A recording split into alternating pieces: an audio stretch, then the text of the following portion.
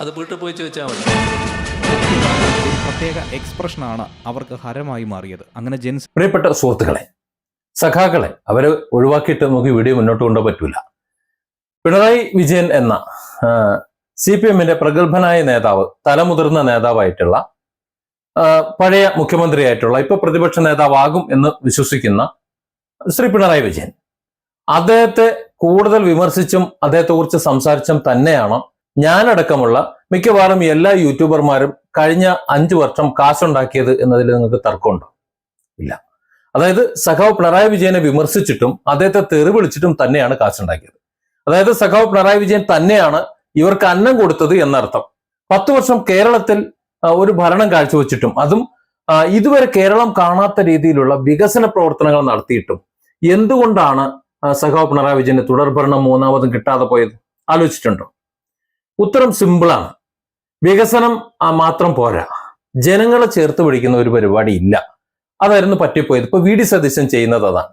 VD Satheesan എന്തെങ്കിലും ചെയ്യുന്നുണ്ടോ ചെയ്യുന്നില്ലോ എന്നല്ല, ജനങ്ങളോട് സംസാരിക്കുന്ന രീതി, ജനങ്ങൾ ആഗ്രഹിക്കുന്ന ഒരു രീതിയുണ്ട്.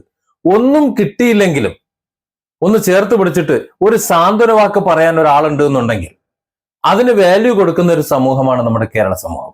സഖാവ് പിണറായി വിജയന്റെ ഭാഗത്തുനിന്ന് അതുണ്ടായില്ല. ഒരു അപ്പനായി, ഒരു മുത്തച്ഛനായി, ഒരു ജ്യേഷ്ഠൻ എന്ന് പറയാൻ പറ്റില്ല, അതിന്റെ പ്രായം കഴിഞ്ഞുപോയി, ഒരു മുത്തച്ഛനായി, വല്യപ്പനായി ഒക്കെ അദ്ദേഹത്തിന് കേരളത്തിലെ ജനങ്ങളെ ചേർത്ത് പിടിക്കാൻ കഴിയുമായിരുന്നു. കൊച്ചുമക്കളെ ഒക്കെ ചേർത്ത് പിടിക്കാൻ കഴിയുമായിരുന്നു. പിടിച്ചിട്ടില്ല എന്നല്ല ഞാൻ പറയുന്നത്.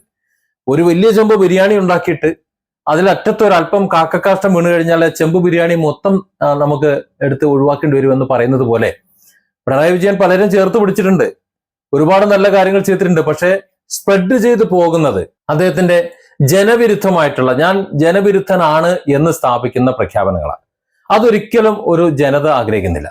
തമിഴ്നാടിന്റെ അവസ്ഥ നോക്കൂ. സ്റ്റാലിൻ എന്തുകൊണ്ടാണ് തൂക്കിയെറിഞ്ഞത്? അതേ അവസ്ഥ തന്നെയാണ് സഖാവ് പിണറായി വിജയനും. സ്റ്റാലിനെ തൂക്കിയെറിഞ്ഞതിന്റെ കാരണങ്ങളാണ് നിങ്ങൾ കണ്ടുകൊണ്ടിരിക്കുന്നത്. ഈ നടന്നു പോകുമ്പോൾ അദ്ദേഹത്തിന് പല നിവേദനങ്ങൾ കൊടുക്കുന്നുണ്ട്, വായിക്കുന്നുണ്ട്. പക്ഷെ എല്ലാം കൈ തട്ടിത്തെറിപ്പിച്ച് അങ്ങോട്ട് മാർക്കി എന്ന് ഒരു ധാർഢ്യത്തോടെ തട്ടിത്തെറിപ്പിച്ചുകൊണ്ടാണ് കടന്നു പോകുന്നത്. ഇത് തന്നെയല്ലേ ശ്രീ പിണറായി വിജയനും ചെയ്തത്? കടക്ക് പുറത്ത് എന്ന് പറഞ്ഞു.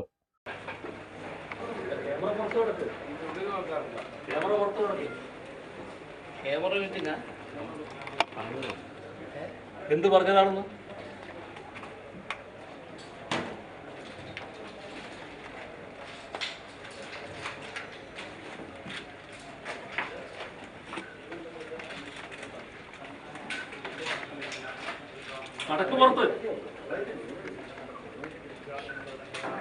ഒരു ചെറിയ ശ്രദ്ധ നമ്മുടെ മുഖ്യമന്ത്രി പിണറായി വിജയൻ കാണിച്ചാൽ മതിയായിരുന്നു. ചെറിയൊരു തെറ്റ്. അതായത് നിന്റെ തന്തയുടെ തല എന്ന് പറഞ്ഞു കഴിഞ്ഞാൽ ആൾക്കാർക്ക് ഇഷ്ടപ്പെടില്ല എന്നറിയാലോ.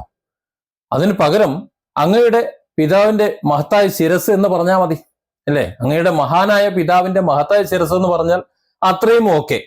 അതായത് ആ മാധ്യമപ്രവർത്തകരോട് പറയേണ്ടിയിരുന്നത് കടക്ക് പുറത്ത് എന്നായിരുന്നില്ല. ഇത് നിങ്ങളുടെ മുന്നിൽ വെച്ച് ചർച്ച ചെയ്യേണ്ട വിഷയമല്ല.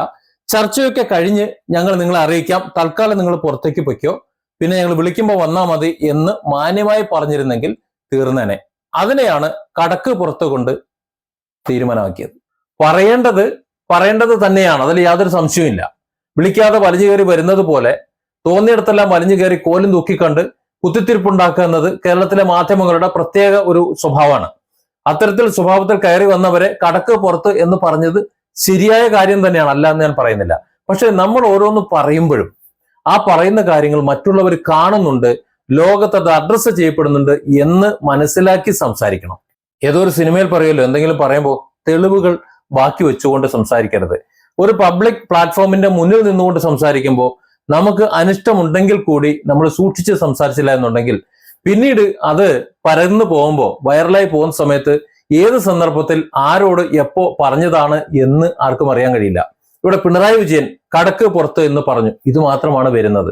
നോക്കൂ, ഒരു പൊതുസമ്മേളനം നടന്നുകൊണ്ടിരുന്ന സമയത്ത് ആ പൊതുസമ്മേളന വേദിയിൽ ഒരു ചോദ്യം ചോദിക്കാനുണ്ട് എന്ന് പറഞ്ഞപ്പോൾ അത് വീട്ടിൽ പോയി പറഞ്ഞാൽ മതി എന്ന് അടുത്ത സെക്കൻഡിൽ മറുപടി പറഞ്ഞത്.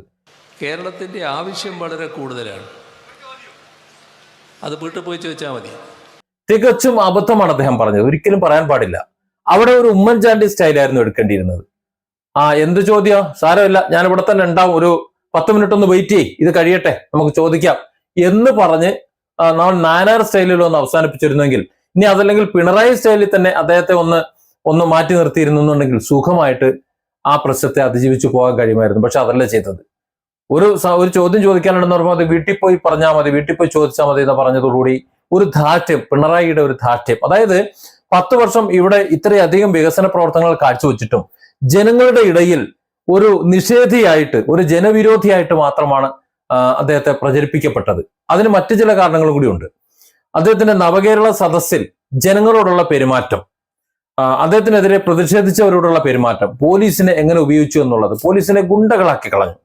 വളരെ വളരെ മോശം ഒരു നിലപാടായിപ്പോയി. ഇതൊക്കെ കേരളത്തിൽ ഇത്രയധികം വികസനങ്ങൾ കൊണ്ടുവന്നെങ്കിലും സാധാരണക്കാരായി ജനങ്ങളുടെ അടുത്തേക്ക് എത്തിയില്ല എന്ന് മാത്രമല്ല, ജനങ്ങൾ അന്യരാണ്, ഈ സംസ്ഥാനത്ത് പിണറായി ഭരണത്തിൽ അവരൊക്കെ ഒരു അധികപ്പറ്റാണ് എന്ന് തോന്നാൻ മാത്രമാണ് ജനങ്ങളിൽ ഉപകരിച്ചത്. അതുകൊണ്ടാണ് വോട്ട് മാറിക്കുത്തിയത്. അവിടെയാണ് വി ഡി സതീശൻ വിജയിച്ചത്. വി ഡി സതീശൻ എന്താ പറഞ്ഞത്? ചിരിച്ചുകൊണ്ട് സൗമ്യനായി അദ്ദേഹം ഇടപെട്ടു. അദ്ദേഹത്തിന് ദേഷ്യമില്ലാത്ത ആളാണോ? ദേഷ്യമുള്ള ആള് തന്നെയാണ്, അത് പ്രകടിപ്പിച്ചിട്ടുമുണ്ട്. പക്ഷേ അദ്ദേഹത്തിന്റെ സൗമ്യഭാവം അദ്ദേഹത്തെ ജനങ്ങൾ ഇഷ്ടപ്പെടുത്തിയെന്ന് മാത്രമല്ല, അദ്ദേഹം മറ്റുള്ളവരെ ചേർത്ത് നിർത്തി. ഈ സത്യപ്രതിജ്ഞാ ചടങ്ങിൽ പോലും അതുണ്ടായല്ലോ. അത് സഖാവ് പിണറായി വിജയൻ ആണെങ്കിൽ അത് ഉണ്ടാവില്ലായിരുന്നു എന്നുള്ള അഭിപ്രായം എനിക്കുണ്ട്. നോക്കൂ, അതിന്റെ ഉദാഹരണം തമിഴ്നാട്ടിൽ തന്നെ എടുക്കാം. നേരത്തെ സ്റ്റാലിൻ അതുപോലെയാണ് നിലപാടെടുത്തിരുന്നുണ്ടെങ്കിൽ, എന്നാൽ വിജയ് മറിച്ച് ചിന്തിച്ചു.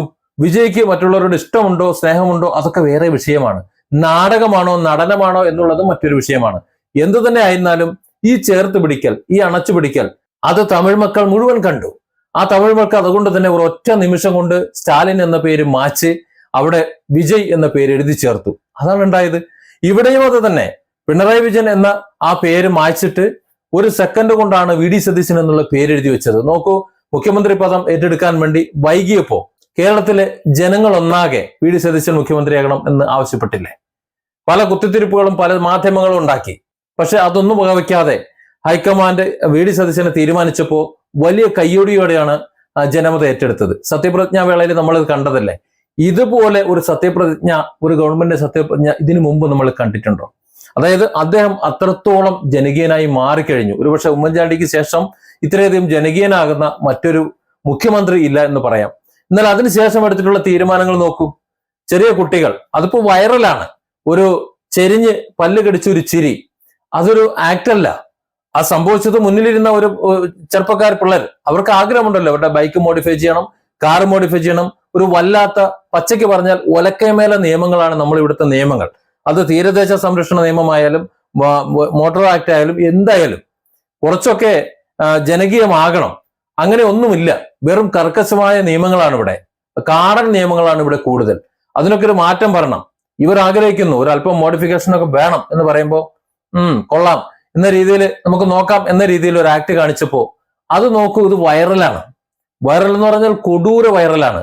ഒരു മുഖ്യമന്ത്രി ചെറിയൊരു ആക്ഷൻ കാണിച്ചപ്പോൾ അത് വൈറലാകുന്നുണ്ടെങ്കിൽ ഒരു മുഖ്യമന്ത്രി കടക്ക് പുറത്തെന്ന് പറഞ്ഞാൽ അതും വൈറലാകുമെന്ന് മനസ്സിലാക്കാൻ ആ മുഖ്യമന്ത്രിക്ക് കഴിയണം. ആ ഒരു തിരിച്ചറിവ് വി ഡി സതീശൻ ഉള്ളത് കൊണ്ടാണ് അദ്ദേഹം കൃത്യമായി ജനങ്ങൾ അറിയുന്നിടത്ത് മീഡിയകൾക്ക് മുന്നിൽ മറ്റിടങ്ങളിലൊന്നും പൊട്ടിത്തെറിക്കാതെ, അല്ലെങ്കിൽ ആ സ്നേഹവും സഹവർത്തിത്വവും എന്താ പറയുക ഇഷ്ടവും ഒക്കെ മറച്ചു വെക്കാതെ പെരുമാറിക്കൊണ്ടിരിക്കുന്നത്.